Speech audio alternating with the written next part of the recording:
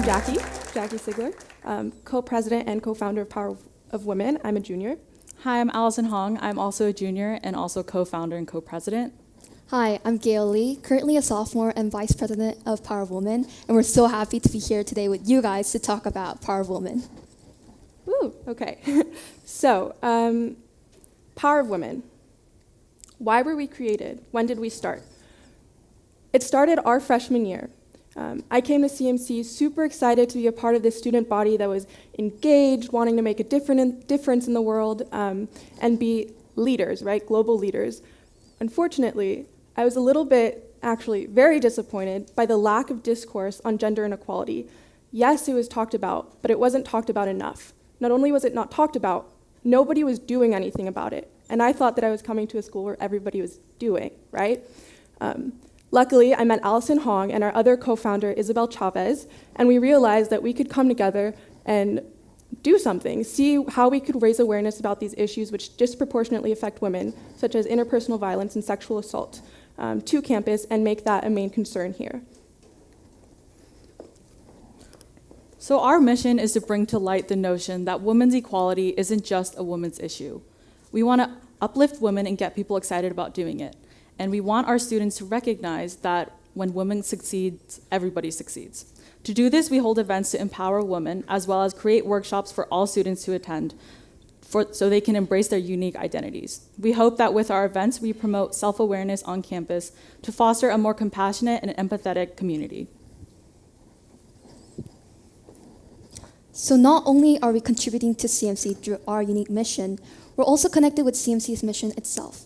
CMC aims to foster student leaders who act on what they believe in. Another one of CMC's mission is to create global leaders, leaders who connect to global organizations and global missions. Some of the ways that we've done it so far is by hosting our self-defense workshops. We've also helped McGrulian Center for Human Rights host their annual benefit concert. We've also held a workshop on the Title IX process so that students know what their rights are. We've also hosted Style Like You, which is an online documentary duo to come to our campus to talk about their unique work in embracing unique identities. We have also funded the Advocates Training, which is an organization on campus supporting sexual assault survivors. Okay, so now we're gonna give you guys an overview of what we have planned for the year. We're currently working on an online campaign to raise awareness about issues which affect rural working women. We're posting articles on a weekly basis in a way to not overwhelm everybody, but get the word out that these women are facing major economic discrepancies and injustices. That'll last until October 17th, and on October 22nd, we'll be hosting a screening of Girl Rising, which is my actual favorite documentary, and I recommend everybody go watch it. It's really great. And in November, we'll be having our benefit concert. And in December, we'll be having our self-defense workshop and having a crucial Title IX Know Your Rights workshop, especially because Betsy DeVos, our education secretary, has implemented a lot of new changes. So we'll be kicking off the spring semester in February, which is actually Teen Domestic Violence Awareness Month. We'll visit local high schools, Chaffey and Claremont high schools, to bring speakers on campus who will talk about domestic violence within high school students. In April is actually Sexual Assault Awareness Month, so we will hold Denim Day. Denim Day is a national day that encourages people to wear denim to show their solidarity for everyone affected by sexual assault. We will conclude the semester and year with our award ceremony. This will be our first award ceremony in which we will honor individuals and organizations in which we think align with our values of breaking the taboo of talking about gender inequalities on campus. So this is an overall structure of our executive board. We currently have 2 presidents, a vice president, and a secretary and a treasurer. Over the past year, since being chartered, we've played around with our organization and leadership and found success in having these positions on our board. In the future, we will expand our board to include class representatives as well as an outreach chair. We currently meet bi-weekly with our members to plan upcoming events. So some of our weaknesses stem from the fact that we are such a young club. Having only been chartered for a full year, we haven't had too much time to reflect on our organization. And because Jackie and I are the co-founders and currently serve as the presidents, we have yet to have a formal election process. However, in the upcoming spring semester, we will hold our first election to elect the board for the upcoming academic year. Many of our strengths come from the fact that we have a lot of resources that support us as an organization. Not only are we an ASCMC chartered club, but we are also a McGrublian Center for Human Rights Task Force. With these two resources, we have been able to receive adequate funding to bring speakers to campus to engage with the CMC community. We have also previously received funding from the Women and Gender Leadership Fund, which is a part of KLI. And because of these three resources, we have a very fast turnaround of our ideas of events to actual implementation. And we hope that in the future, we continue to receive funding from these three institutions.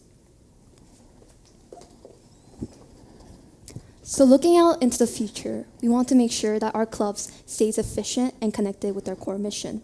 One of the ways that we're looking to do that, as Alison briefly mentioned, is by solidifying our board positions and making sure that everyone knows what the responsibilities are.